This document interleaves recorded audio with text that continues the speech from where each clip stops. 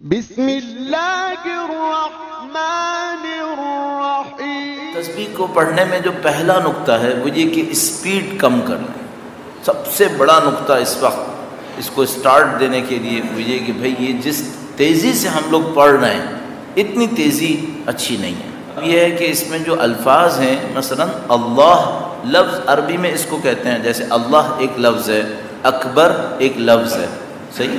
اللہ اکبر دو لفظ ہو گئے۔ آپ نے 34 دفعہ اگر اللہ اکبر کہنا ہے تو 38 الفاظ یہ ہو گئے، اور پھر آپ نے 33 دفعہ کہنا ہے الحمد للہ، الحمد ایک لفظ، للہ دو لفظ، 33 دفعہ آپ نے یہ بھی کہنا ہے تو 66 یہ ہو گئے۔ سبحان اللہ دو لفظ ہیں، ایک سبحان ایک اللہ، 66 وہ بھی ہو گئے۔ تو سب ملا کر 200 لفظ ہیں آپ کے پاس، 200 لفظ۔ اچھا، اس 200 لفظ کو آپ کتنے سیکنڈ میں کہتے ہیں؟ کتنے سیکنڈ میں؟ تو بھائی جو میں نے لوگوں کا معمولاً جب میں نے سٹارٹ لیا تھا تو میں نے دیکھتا تھا، اپنی اسپیڈ دیکھتا تھا لوگوں کی، تو میں دیکھتا تھا 20 سیکنڈ میں۔ اچھا، اگر کوئی آدمی 200 الفاظ 20 سیکنڈ میں کہہ رہا ہو، اس کا مطلب یہ کہ ایک سیکنڈ میں 10 لفظ۔ اب تصور کیجئے جس اسپیڈ سے میں بول رہا ہوں، اگر میں اس کو ایک سیکنڈ میں 10 لفظ کی اسپیڈ سے بولوں، ایک لفظ بھی آپ کو سمجھ میں نہیں آئے گا، آ ہی نہیں سکتا۔ اور اس اسپیڈ سے ہم تسبیح پڑھتے ہیں، بہت ہی نامناسب ہے۔ تو تھوڑا سا کر لیجئے، 200 لفظ ہیں، اگر آپ نے 200 لفظ کے اوپر 200 سیکنڈ لگائے تب بھی 3 منٹ 20 سیکنڈ لگے، 4 منٹ بھی نہیں لگے۔ اچھا، 1000 رکعت عبادت کا ثواب چاہیے تو بھائی 3 منٹ تو لگاؤ، 2 منٹ 3 منٹ تو لگاؤ، تو وقت لگاؤ۔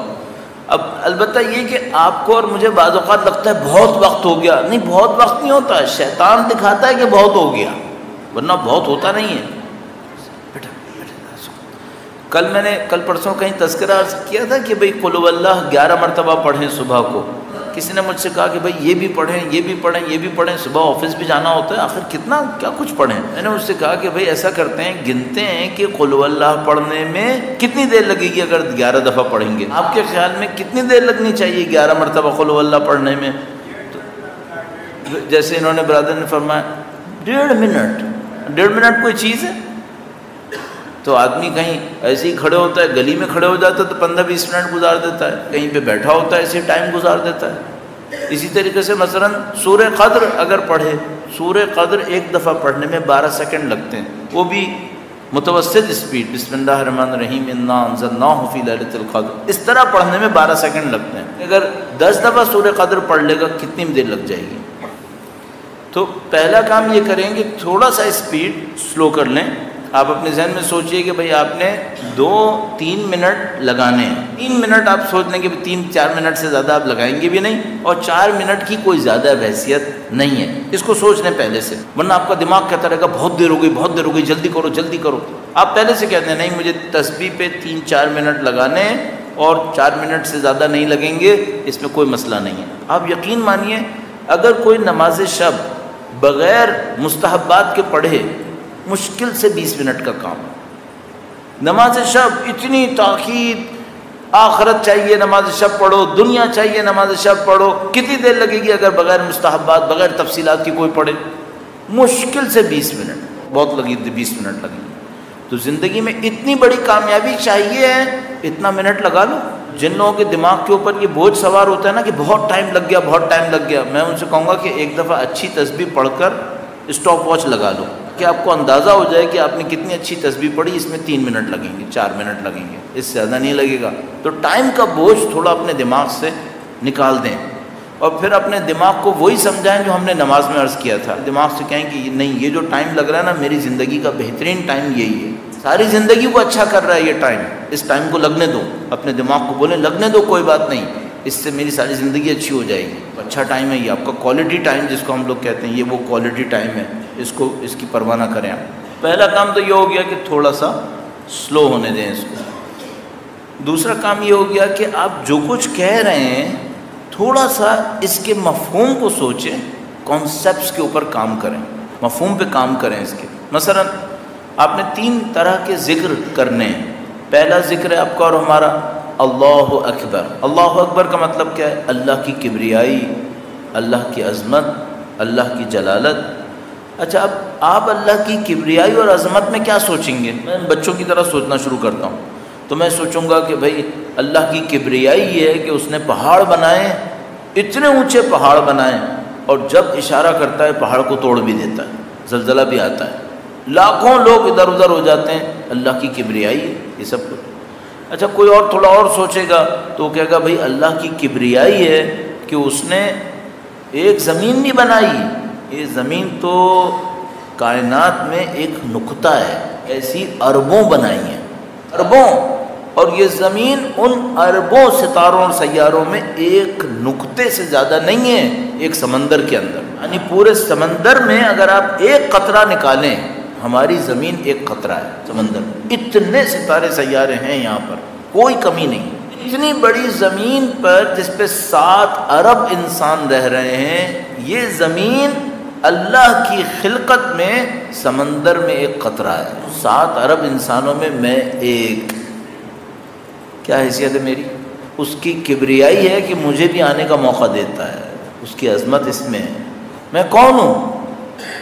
خلقت، اتنی خلقت ستاروں سیاروں کی، اس پہ ایک پلانٹ زمین نام کر کے، اس زمین پہ 7 ارب انسان بسے ہوئے ہیں، کروڑوں کلومیٹر کی جگہ ہے یہاں پر، لاکھوں کلومیٹر کی، اس کے اوپر ایک انسان چھوٹا سا بیٹھا ہوا ہے، اور اس کو خدا کہتا ہے تو مجھے پکارے گا تو میں تجھے جواب دوں گا۔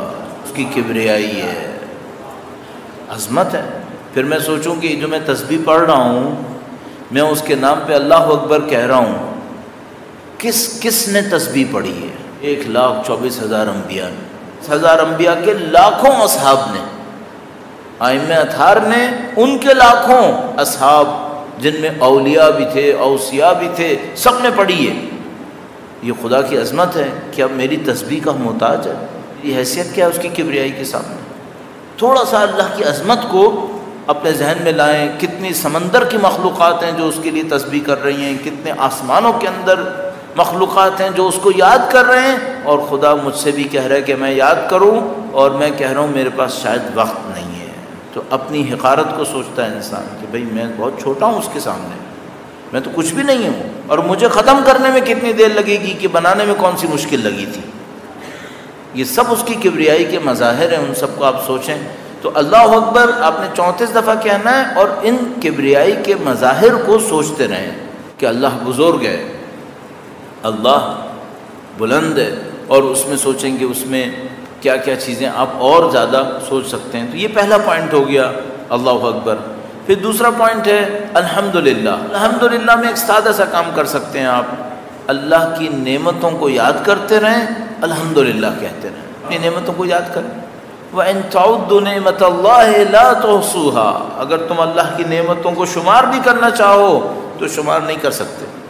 اللہ کی نعمتوں کو سوچیں، کتنی نعمتیں خدا کی ایسی ہیں بغیر کچھ کہے دی ہیں، کوئی گرفت نہیں کرتا، اس کی نعمتوں کو استعمال کرتے ہیں۔ تو مثال کے طور پر میں اپنی زندگی میں سوچوں تو میں سوچوں مثلا اللہ نے رہنمائی دی ہے، سید الشہداء کی محبت دی ہے، کتنی خدا کی عظیم الشان نعمت ہے۔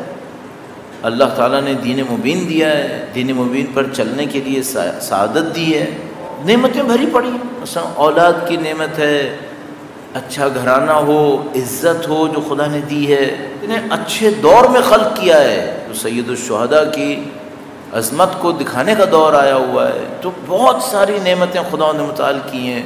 امامت کی نعمت کو سوچیں، خدا نے امامت کا وجود دیا ہے، نبوت کا وجود دیا ہے، قرآن کریم۔ تو ساری نعمتوں کو، مادی نعمتوں کو بھی سوچیں، مادی نعمتوں کو بھی سوچیں کہ جسم دیا ہے، صحت دی ہے، یہ سب چیزیں جتنی بھی نعمتیں سوچ سکتے ہیں الحمدللہ پڑھتے وقت سوچتے رہیں۔ پھر سبحان اللہ، سبحان اللہ میں کیا سوچیں؟ اپنے نقص کو سوچیں کہ میں نے خدا کے ساتھ کیا کیا ہے، خدا کی پاکیزگی کو سوچیں کہ اس کے اندر کوئی نقص اور عیب نہیں ہے، اور سارے نقص اور عیب میرے اندر آئے۔ میں نے غلطیاں کی، اس نے احسان کیے، میں نے کفر کیا، کفران نعمت کی، اس نے میری نعمتوں کو کم نہیں کیا۔ اس کی سبحان کو سوچیں، اس کی پاکیزگی کو سوچیں، اپنے نقص کو سوچیں، ہماری کوتاہی اور اس کی عطا۔ سبحان اللہ میں یہ سب سوچیں۔ آپ کہیں گے بہت وقت لگے گا، میں نے پہلے ہی عرض کیا بہت وقت نہیں لگے گا، 3-4 منٹ اور اتنی بڑی عبادت ہو جائے گی۔ اور اب جو پوائنٹ ہے یہ بہت امپورٹنٹ پوائنٹ ہے، 2 پوائنٹ ہو گئے، تھوڑا آہستہ پڑھیں، مفہوم پہ سوچیں، اور تیسرا پوائنٹ بڑا عجیب سا پوائنٹ ہے۔ میں جب یہ مجھے سمجھ میں آیا تو مجھے سمجھ میں نہیں آیا کہ یہ بتانے کا ہے یا نہیں ہے، کہنے کا ہے یا نہیں ہے۔ پھر بعد میں نے دیکھا کہ نہیں بھائی یہ بہت عجیب پوائنٹ ہے، اس کو میں آپ کی خدمت میں عرض کرنے کے لیے تھوڑا سا ٹائم لوں گا، 2-3 منٹس آپ کے اور لوں گا، شاید زیادہ بھی۔ درود بھیجے گا محمد و آل محمد پر۔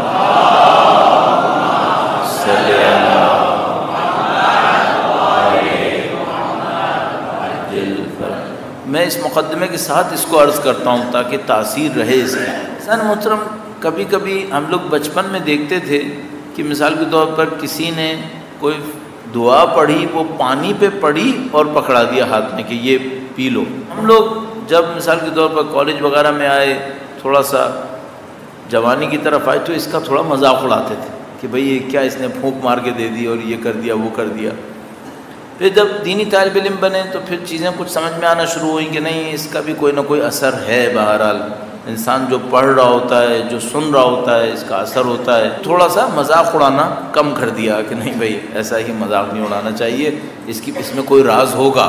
کچھ عرصے کے بعد مجھے ایک جاپانی اسکالر کی تحقیق دیکھنے کا موقع ملا۔ اس نے پانی کے اوپر کچھ تحقیقات کی تھیں، وہ بہت عجیب تحقیقات تھیں۔ اس سے میرے دماغ میں کلک ہوا کہ نہیں یہ معاملہ بہت ہی عجیب ہے۔ اس نے کیا کہ مثلا پانی کا ایک قطرہ لیتا تھا اور اس قطرے کو لے کر وہ بہت کم درجہ حرارت میں اس کو ڈراپ کر دیتا تھا۔ جب مثال کے طور پر -ڈگری میں اس -100 میں ڈالا تو وہ پانی کا قطرہ فوراً کرسٹل بن جاتا تھا۔ کرسٹل کو جب آپ برف جو بنتا ہے تو اس کو آپ مائکروسکوپ کے نیچے رکھیں تو اس کے اندر کچھ پیٹرنز بنے ہوئے نظر آتے ہیں۔ ہمارے یہاں تو برف نہیں پڑتی کراچی میں، لیکن اگر جو برف پڑتی ہو اس کو وہاں سے اٹھا لے اور خوردبین کے نیچے رکھیں، مائکروسکوپ کے نیچے رکھیں تو اس کے اندر پیٹرنز نظر آتے ہیں، کچھ 1 کونے کے 4 کونے کے اس طرح کے۔ اس نے بھی پانی کے کرسٹل بنائے اور ان کے اندر پیٹرنز کو اسٹڈی کیا۔ کرسٹل بنانے کا طریقہ کار بھی اس نے تفصیل سے لکھا ہوا ہے۔ اس نے دیکھا کہ بعض پانی کا جو پیٹرن ہے، جو شکل بن رہی ہے وہ بہت خوبصورت ہے۔ اس نے بعض پانی دیکھے کہ پانی تو بالکل صحیح ہے، بالکل ڈرنکیبل واٹر ہے، لیکن اس کا جو پیٹرن ہے وہ بہت خراب ہے۔ اس کے اوپر تحقیق کرنا شروع کی تو پہلے وہ سمجھا کہ اس کا تعلق جو ہے وہ صاف اور گندے ہونے سے ہے، پھر اس کو پتہ چلا نہیں صاف اور گندے ہونے سے نہیں ہے، معاملہ کچھ اور ہے۔ تو پھر اس نے جب بہت زیادہ تحقیقات کی تو اس کو یہ عجیب بات پتہ چلی کہ یہ جو پانی ہے یہ لوگوں کی جو کچھ جذبے ہوتے ہیں ان سے متاثر ہو رہا ہوتا ہے۔ اس نے یہ سمجھا، اس نے اپنے تمام باتیں شیئر کی ہوئی ہیں، ایرانی اسکالرز نے بھی اس کے اوپر کام کیا ہوا ہے، کافی کام ہوا ہے اس کے اوپر۔ مثال کے طور پر اس نے کیا کیا کہ 2 آدمی بیٹھے تھے عبادت کر رہے تھے تو اس نے ان کے سامنے پانی رکھ دیا۔ اس پانی کا جو کرسٹل بنایا تو دیکھا بھائی بہت خوبصورت کرسٹل ہے۔ 2 آدمی لڑ رہے تھے، ان کے درمیان بھی پانی رکھ دیا۔ اب جو اس کا کرسٹل بنایا تو اس نے دیکھا بہت ہی خراب کرسٹل بنا۔ اس نے اس بات کو بہت زیادہ تحقیق سے گزارا۔ پھر ایرانیوں نے بھی اس کے اوپر کافی تحقیقات کی تو تلاوت قرآن کریم سنا کے کرسٹل بنائے، وہ بھی تصویریں موجود ہیں۔ دعائے کمیل کے جو کرسٹل بنے وہ بھی تصویریں موجود ہیں۔ بہت خوبصورت کام ہوا پھر یہ۔ اچھا، اس کے بعد یہ بھی ہوا کہ پانی کی بوتل کے اوپر ایک لیبل لگا دیا، صرف لیبل لگا دیا، تھینک یو مثال کے طور پر، مثلا نفرت کا کوئی ایسی غلط چیز لکھ دی تو اس نے دیکھا کہ لیبل سے بھی پانی کے اوپر اثر پڑنے لگا۔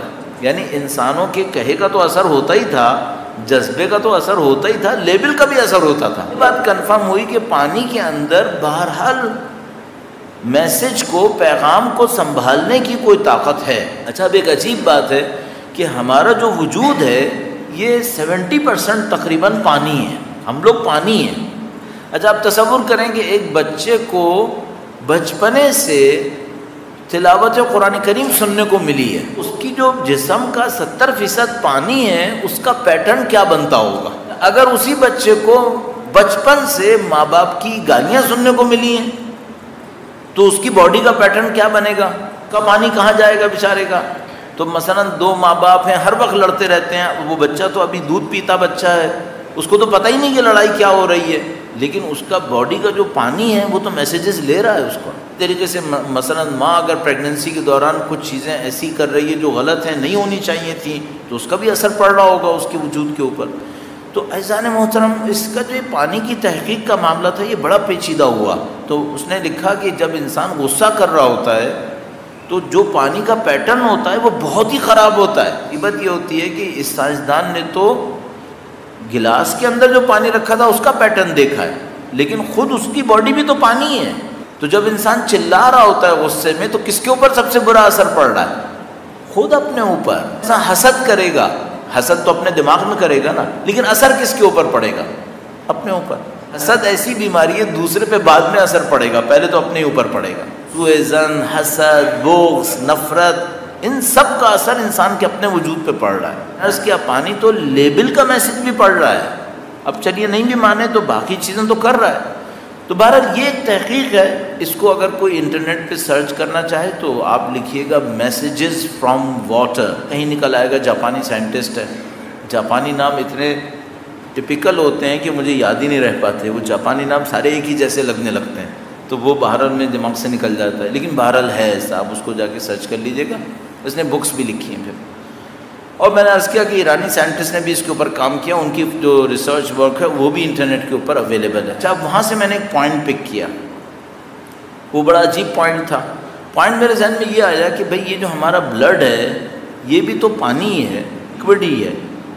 تو اگر میرے خون پر اللہ کے کسی ذکر کا اثر آ جائے اور وہ خون میرے جسم کے ہر حصے میں پہنچ جائے گا، تو اللہ کے وہ ذکر کا اثر میرے وجود کے ہر حصے پہ آئے گا یا نہیں آئے گا؟ مجھے لگا کہ آئے گا. تو میں نے اس طرح سے سوچنا شروع کیا. اب یہ وہ جگہ تھی جو میرے دماغ میں آ گئی. میں نے کوشش کی تو ہو گیا، اور باقی لوگ بھی کہتے ہیں فائدہ ہوتا ہے انہیں. ان میں یہ آیا کہ جب میں تسبیح پڑھوں، جیسے میں نے ابھی آپ کی خدمت میں عرض کیا، ذرا ہلکا پڑھیں، آہستہ، اسپیڈ کم کریں. اللہ کی کبریائی، تعریفیں، اللہ کی نعمتیں اور تعریفیں، اور اس کے ساتھ آپ یہ سوچیں، کور پوائنٹ یہاں پر ہے، آپ یہ سوچیں جیسے جو آپ کا دل ہے جو خون کو پمپ کرتا ہے، یہ دل آپ کا تسبیح پڑھ رہا ہے. یہاں سے سوچیں تسبیح. صحیح ہے؟ تو مثلا آپ کہیں اللہ اکبر، تو آپ یہ سوچیں جیسے آپ کا جو دل ہے جو بلڈ کو پمپ کر رہا ہے یہ کہہ رہا ہے اللہ اکبر، اللہ اکبر، اللہ اکبر. اور اس کے ساتھ یہ سوچیے گا کہ اس دل میں خون ہے، تکبیر کا پیغام یہ خون لے گا، اور یہ خون اس تکبیر کے پیغام کو میرے پورے وجود پہ پہنچائے گا. خدا کے شکر کا پیغام لے گا، میرے پورے وجود پہ پہنچے گا. اس میں اور تفصیلات بھی آ سکتی ہیں. تو مثال کے طور پر آپ یہ سوچیں کہ یہ پیغام میرے دماغ میں جائے گا، میرے دماغ میں میری پسند ناپسند ہے، تو خدا سے دعا کریں یہی کرتے وقت کہ خدایا تو میری پسند ناپسند کو اپنی مرضی کے مطابق کر دے. اس خون کے اندر یہ سارا پیغام میرے دماغ تک جائے گا. عزیزان محترم، اگر آپ اس طرح سے یہ دو تین پوائنٹس میں نے آپ کی خدمت میں عرض کیے، اس طرح سے تسبیح پڑھتے ہیں، آپ کی تسبیح آپ کو ایک اور ہی مزہ دینا شروع کر دیتی ہے. آپ اس تسبیح سے بہت اچھا اثر بہت تیزی سے حاصل کر سکتے ہیں. تو 3 پوائنٹس اس کے اندر بہت امپورٹنٹ تھے. میں نے آپ کا وقت تو لیا، لیکن اس لیے عرض کیا کہ اگر پہلے کسی نے نہیں سنا ہو تو اس کو بھی سننے کا موقع مل جائے گا. پہلے سے سنا ہوا ہو تو دوبارہ یاد ہو جائے گا کہ پہلا پوائنٹ تھوڑا ہلکے ہلکے پڑھیں، 3-4 منٹ لگائیں. دوسرا پوائنٹ تکبیر، حمد اور سبحان کے مفہوم پہ توجہ دیں. تیسرا پوائنٹ یہ تھا کہ آپ پڑھیں تو ایسے پڑھیں جیسے آپ کا دل پڑھ رہا ہے، اور یہ جو دل میں خون ہے یہ اس پیغام کو لے کر سارے وجود تک پہنچا دے گا اور دماغ تک بھی پہنچے گا. اب یہ جو آپ تسبیح پڑھیں تو آپ اس طرح کر سکتے ہیں. کوئی ممکن ہے مجھے کہے کہ بھئی ظہر میں بھی تسبیح، عصر میں بھی تسبیح، تو میں کیا دونوں کو پڑھوں؟ تو میں کہوں گا کہ بہت اچھا ہے کہ دونوں کو پڑھوں. اچھا، اگر کوئی کہے کہ نہیں میں دونوں کو نہیں کر پاتا ہوں، اتنا میں کنسنٹریٹ نہیں کر پاتا، چونکہ 3-4 منٹ تک آپ کو کنسنٹریٹ کرنا ہوگا، آپ اس طرح کر لیں کہ ایک نماز میں مثال کے طور پر ظہر کے بعد جو نماز ہے اس میں اس طرح تسبیح پڑھ لیں، یا عصر کے بعد جو نماز ہے عصر کے بعد جو تسبیح پڑھنی ہے اس کو اس طرح سے پڑھ لیں. تو جو 2 نمازیں آپ اکٹھی پڑھتے ہیں ظہر عصر، ایک تسبیح کم سے کم ایسی پڑھ لیں، اور مغرب عشاء میں بھی کم سے کم ایک تسبیح پڑھ لیں. اگر کر سکیں تو دونوں پڑھ لیں، چونکہ اس سے آپ کے دل کو بہت فائدہ ہوگا. تسبیح کے اوپر ضرور محنت کیجیے، اور تسبیح کے اثرات کو آپ خود احساس کریں گے. اس تسبیح کا اثر، یعنی میں آپ کو گارنٹی سے کہہ رہا ہوں، مجھے کئی سال ہو گئے لوگوں کو عرض کرتے ہوئے، اگر آپ نے چند دفعہ بھی تسبیح اس طرح پڑھی تو آپ اپنے دل کے اوپر اس کا اثر فوراً ہی دیکھیں گے، اس میں کچھ ہے۔ اب مجھے نہیں معلوم کیوں ہے ایسا اور کیا ہے، لیکن یہ مجھے پتہ ہے کہ بھئی اللہ کے نام میں تاثیر ہوتی ہے، اور وہ تاثیر ہمیں اور آپ کو ملنی چاہیے۔ انشاءاللہ خدا نصیب فرمائے گا انشاءاللہ۔ اس کام کی توفیق کو حاصل کرنے کے لیے درود بھیجیں محمد و آل محمد۔